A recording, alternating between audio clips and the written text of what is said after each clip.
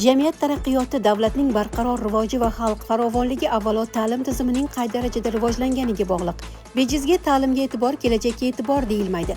Chunki bilimli, tafakkuri keng, zamonaviy kasb va ko'nikmalarga ega avlodgina mamlakatning ertangi kunini mustahkamlay oladi. Bugungi kunda dunyo jadal sur'atlar bilan rivojlanmoqda. Ilm-fan, texnologiya, iqtisodiyot va ijtimoiy hayotdagi o'zgarishlar insondan doimiy ravishda o'z ustida ishlashni, yangiliklarga moslashishni talab qiladi. Bu esa sifatli ta'lim orqaligina amalga oshadi. Bugungi kunda Kattaqo'rg'on shahrida jami 19 ta umumta'lim maktablari va 57 ta maktabgacha ta'lim tashkilotlari mavjud bo'lib, ularda 16 ming nafardan ortiq o'quvchi yoshlar hamda 7 ming nafardan ortiq maktabgacha yoshdagi bolalarga ta'lim-tarbiya berilmoqda. O'zbekiston Respublikasi Prezidentining 2025-yil 27-dekabrdagi 2026 va 28-yillarda O'zbekiston Respublikasini rivojlantirish chora-tadbirlari to'g'risidagi 393-sonli qarorga asosan Kattaqo'rg'on shahar maktabgacha maktab ta'lim bo'limi tasarrufidagi 17-sonli umumta'lim maktab hududidan yangi 990 o'rinli o'quv binosi qurilishi ko'zda tutilgan bo'lib, hozirgi kunda bu loyihamizni qiymati jami 15 milliarddan ortiq mablag'lar ajratilishi ko'zda tutilgan. Bugungi kunda loyiha smet hujjatlari amalga oshirilmoqda. Joriy yilda bino qurilishi boshlanib, 2028-yilda to'liq topshirilishi ko'zda tutilgan.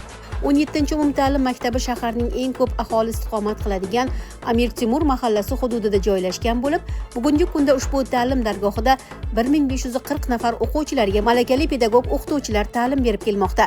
Maktabimiz 1995-yilda tashkil topgan, ilk faoliyatini 200 nafar o'quvchi bilan boshlagan. Bugungi kunda 900 o'rinli maktabda jami 1540 nafar o'quvchi tahsil olmoqda. Ushbu o'quvchilarga 87 nafar tajribali fidoyi pedagoglar ta'lim-tarbiya berib kelmoqdalar. Yangi yil 2026-yil bizlar uchun juda ham quvonchli bo'lib kirib keldi.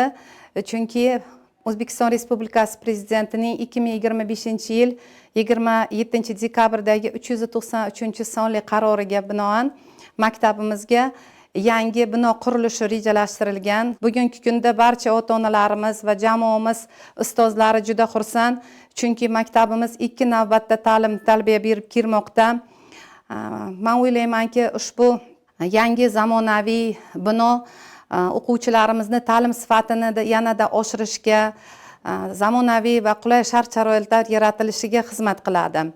Davlatimiz rahbari tomonidan ta'lim sohasiga qaratilgan ushbu e'tiborni va kelajagimizga qaratilgan e'tiborni bilaman va ushbu qo'llab-quvvatlash uchun avvalambor Prezidentimiz Shavkat Miromonovich Mirziyoyevni hamda yuqori tashkilot rahbarlari, mutasaddi tashkilot rahbarlarini va xususan shahrimiz hokimi Alimova Gavhar Zoirovnaga ota-onalar nomidan, jamoamiz nomidan o'z minnatdorchiligimni bildiraman. Prezidentimiz qaroriga ko'ra barpo etiladigan zamonaviy o'quv binosi mazkur maktabda ta'lim jarayonini yanada yaxshilashga va farzandlarimizning munosib bilim olishlariga xizmat qiladi.